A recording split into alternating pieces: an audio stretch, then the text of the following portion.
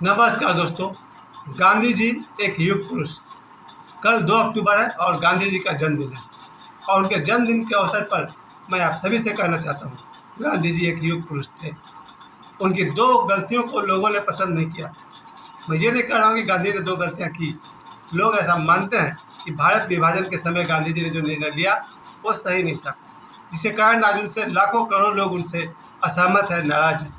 उनके अलावा उनका एक और प्रयोग था जिससे लोग असहमत थे।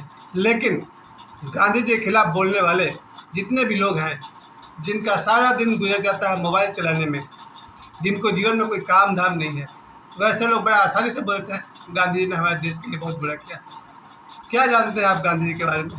शायद बहुत कुछ जानते हैं, लेकिन एक बार मैं अपने दृष्टिकोण से आपको बताता हूँ। जब गांधी फिल्म की शूटिंग की जा रही थी और उसमें गांधी जी के 100 यात्रा का दृश्य दिखाना था, तो उसमें 4 लाख भारतीय लोग शामिल हुए थे। जी हाँ, गांधी फिल्म जब बन रही थी 1982 में, 1982 में, तो गांधी फिल्म में जहाँ गांधी जी के 100 यात्रा का दृश्य दिखाया गया, उस सीन में 4 लाख भारतीय शामिल हुए थे एज ए जूनियर आर्टिस्ट। बहुत बड़ी बात है। गदर फिल्म में या और भी 1-2 फिल्म में 25,000 तक क्राउड दिखा दिया तो टीनू वर्मा बोलता था बहुत बड़ा काम कर लिए। टीनू वर्मा के साथ मैं एक फिल्म कर रहा था शहीद, तो उसमें टीनू वर्मा कह रहा था कि मैंने 25,000 क्राउड को कंट्रोल किया है। मैं भी था क्राउड में, मैं भी था, मेरे सामने टीनू वर्मा क्राउड को गालियाँ दे रहा था। तो जरा सोचिए, गांधी फिल्म में 4 लाख जूनियर आर्टिस्ट की तरह भारतीय लोगों ने काम किया। एक फिल्म के लिए अगर 4 लाख लोग जमा हुए थे, तो याद करिए जब गांधी जी की मृत्यु हुई थी 1948 में 30 जनवरी को, कितने लोग वहाँ इकट्ठा हुए होंगे। उसमें से एक ओशो रजनीश भी थे। ओशो भी गांधी जी के 100 यात्रा में शामिल हुए थे। इसके अलावा मेहर बाबा गांधी जी पर हमेशा मेहरबान रहे और उनको चिट्ठियाँ लिखते रहे। योगानंद जी ने गांधी जी के पैर छुए। देवराव बाबा ने महात्मा गांधी की प्रशंसा की। अब ये जो 4 सिद्ध पुरुष हैं, ओशो है, मेहर बाबा है, देवराहा बाबा है, योगानंद जी हैं, इन लोगों ने गांधी जी के प्रशंसा में इतना कुछ कहा और किया। उस गांधी जी में कुछ तो बात रही होगी, और वो बात ये थी कि आज से 1000 वर्ष पहले तक हमारे देश में मुसलमान थे ही नहीं। सुनिए मैं क्या कह रहा हूँ।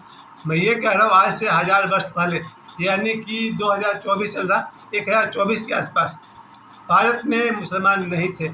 उसके ठीक बाद में 11वीं शताब्दी या 12वीं शताब्दी के आसपास में यहाँ से उनका एंट्री हुआ। तो कितने सारे थे, गुलाम वंश वाले थे, खिलजी वंश वाले थे, धीरे धीरे करके मुसलमानों का एंट्री हुआ। याद करिए 11वीं या 12वीं शताब्दी के आसपास में मुसलमानों ने हमारे देश पर हमला करना शुरू कर दिया और धीरे धीरे वो हमारे देश पर छाते चले गए। क्यों?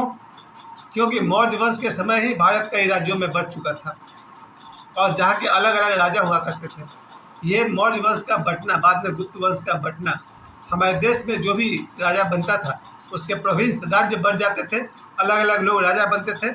इन अलग अलग लोगों को हराना आसान था। हमारा देश यूनाइटेड बहुत दिन से नहीं था, एकत्रित नहीं था, जिसके कारण धीरे धीरे मुसलमानों का प्रवेश हुआ। तो कहते हैं ना, गुलाम वंश, खिलजी वंश और बहुत सारे, मुगल तो बहुत बाद में आए। ये लोग आते चले गए और हमारे देश में मुसलमानों की संख्या बढ़ती चली गई।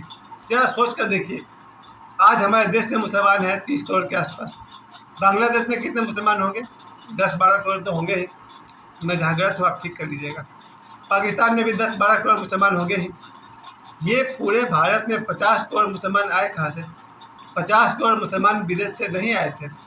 विदेश से आए होंगे 100, 200, 500, 1000, 5000। यहाँ आकर के उनकी संख्या बढ़ते चली गई। कैसे बढ़ती चली गई? उन्होंने धर्मांतरण करवाया। उस ज़माने में ही मुसलमानों ने तलवार के जोर पर या किसी भी तरह से हिंदुओं को मुसलमान में कन्वर्ट किया, जिसके कारण लोग हिंदू से मुसलमान बन गए और हमारे देश से मुसलमानों की संख्या बढ़ने लगी। लगभग 11वीं शताब्दी, 12वीं, 13वीं, 14वीं, 15वीं, 16वीं तक मुगल वंश का एंट्री हो गया। यानी कि उधर से तैमूर थे, तैमूर के बाद में ये सब जितने भी, अकबर द ग्रेट जिसका भी आप नाम जानते हैं, ये अकबर, जहांगीर, औरंगजेब, हुमायूं, सारे लोग हमारे देश में आते चले गए। हमारे देश में लगभग 800 साल से मुसलमानों का राज्य था। उन मुसलमानों के राज्य को ख़त्म किया अंग्रेज़ों ने। अंग्रेज़ जब आए वो भारतीयों को तो, भारतीय तो कोई थे ही नहीं, हर जगह तो मुसलमानों का राज चल रहा था, दिल्ली से लेकर के बिहार तक। अब सब जगह पूरे भारत में, चाहे उधर शिवाजी की बात करिए तो उधर औरंगजेब था, इधर बिहार की बात करिए हुमायूं इधर भी था। यानी पूरे देश में जब मुसलमानों का राज चल रहा था उस समय अंग्रेज़ों का एंट्री हुआ। और जब अंग्रेज इस देश में व्यापार के नाम पर आए, उनके पास और ज़्यादा हथियार था, और ज़्यादा कूटनीति थी, दिमाग था, और दिमाग से उन्होंने डिवाइड एंड रूल अपनाया, तोड़ो और शासन करो। उन्होंने हिंदू और मुसलमान को अलग किया। हिंदू मुसलमान को तोड़ने के बाद अंग्रेज़ों का राज करना आसान हो गया, और अंग्रेज़ों ने इस देश को 200 साल तक लूटा। 1900 से पहले 1869 तक गांधी जी का जन्म हो गया, और इन्हीं गांधी जी ने इस देश को मुसलमानों से और अंग्रेज़ों से दोनों से आज़ाद करवाया। ये मैं इसलिए कह रहा हूँ, जरा गौर करिए, इस देश में आज 30 करोड़ मुसलमान हैं, फिर भी कहीं ना कहीं आपको सुनने को मिल जा रहा है हिंदू मुस्लिम मैटर।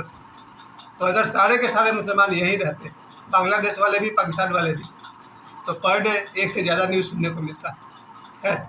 ये मैं उनकी आलोचना में कर रहा हूँ जो मुसलमान गलत विचार वाले हैं। जो सच्चा मुसलमान होगा वो इस देश को भी अपना देश समझता है।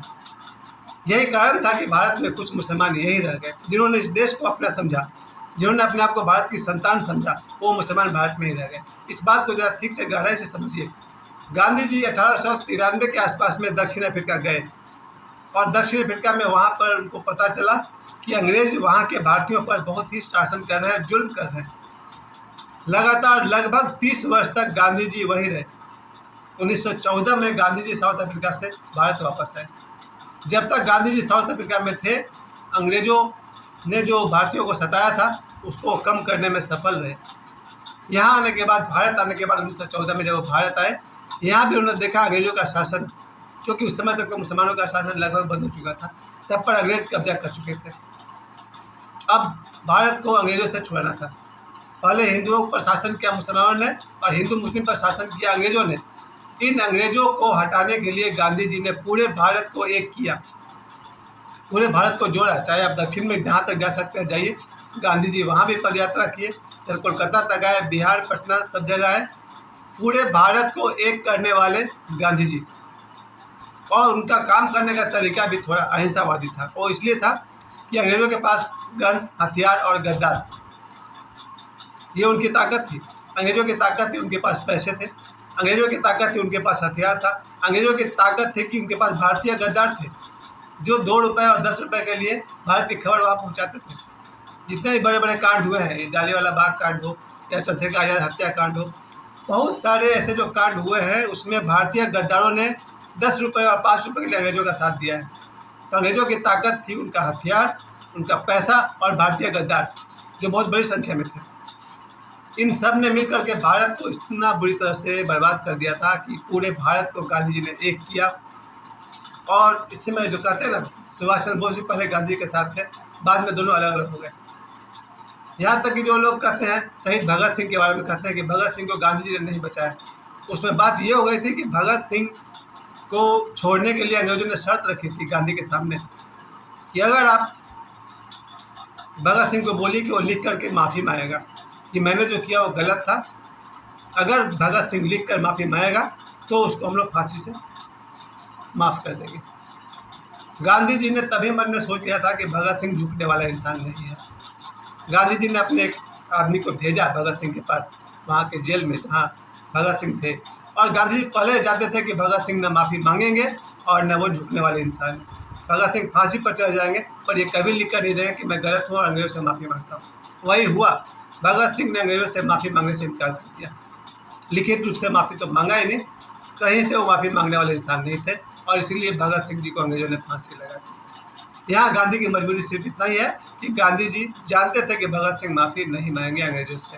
खैर, उसके बाद बारी आई जब भारत हमारा आज़ाद हो गया। उससे 10 साल पहले तक मुस्लिम लीग का गठन हो चुका था। इधर से मोहम्मद अली जिन्ना, जो देश की आज़ादी के लिए कम लड़ते थे, लेकिन मुसलमानों को उन्होंने एक करना शुरू कर दिया, और अंग्रेज़ों ने देश को आज़ादी इसी शर्त पर किया कि देश के टुकड़े होंगे। भारत बंटवारा के शर्त पर ही अंग्रेज़ों ने भारत को आज़ाद करने की बात कही। ज़रा सोचिए, गांधी जी उस समय देश के गार्जियन के रूप में थे। एज ए गार्जियन वो क्या करते? अंग्रेज तो यही चाहते थे कि देश का टुकड़ा हो तो देश को हम आज़ाद करेंगे, और वही हुआ। हिंदू मुस्लिम के बीच दंगे हुए। जिन्ना अलग देश चाहते थे, और जिन्ना के साथ देने वाले करोड़ों मुसलमान अलग अलग देश चाहते थे। अब जिस देश में 1000 साल से मुसलमान रहते हों, उन्हें आप सीधे इस देश से अलग कर दीजिएगा, इतना आसान नहीं है। ये एक इतना बड़ा मामला है कि आप खुद सोचेंगे तब आपको समझ में आएगा Gandhi ji as a guardian इस केस को कैसे सॉल्व करते हैं।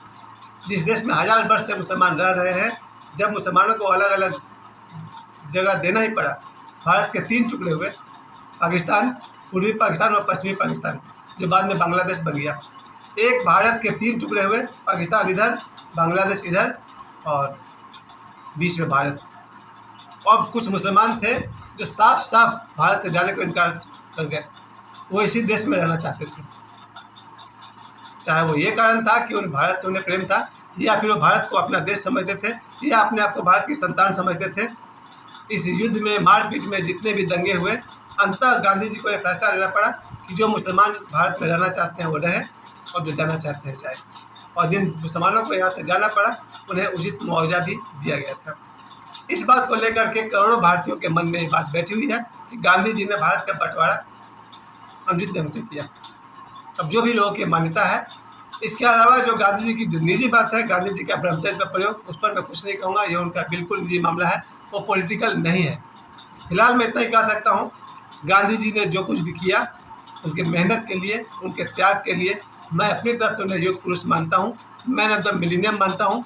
हजारों वर्ष में कोई एक गांधी पैदा हुए, और यही कारण है कि आज हर देश के जेब में नोटों पर किसी का फोटो है तो गांधी जी का फोटो है। खैर, आप सभी को गांधी जी कैसे लगते हैं, आप अपने विचार लिख सकते हैं, ये अपने मन में रख सकते हैं। मेरी तरफ से गांधी जी ने जो भी निर्णय लिया, मैं ये नहीं कह सकता हूँ कि मैं गांधी जी के हर बात से सहमत हूँ, लेकिन गांधी जी का त्याग और उनके परिश्रम को बहुत बहुत धन्यवाद देते हुए, गांधी जी की जयंती पर, गांधी जी के कल उनका जन्मदिन है 2 अक्टूबर, उन्हें बार बार कोटि कोटि प्रणाम करता हूँ।